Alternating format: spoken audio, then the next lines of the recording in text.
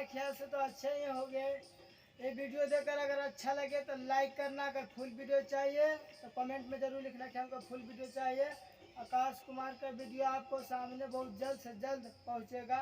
तब तक के लिए नेक्स्ट वीडियो में मिलेंगे, तब तक के लिए जय हिंद। जो अभी नए हैं वो हमारा चैनल को सब्सक्राइब करना, हमारा चैनल को ढेर सारा प्यार देना।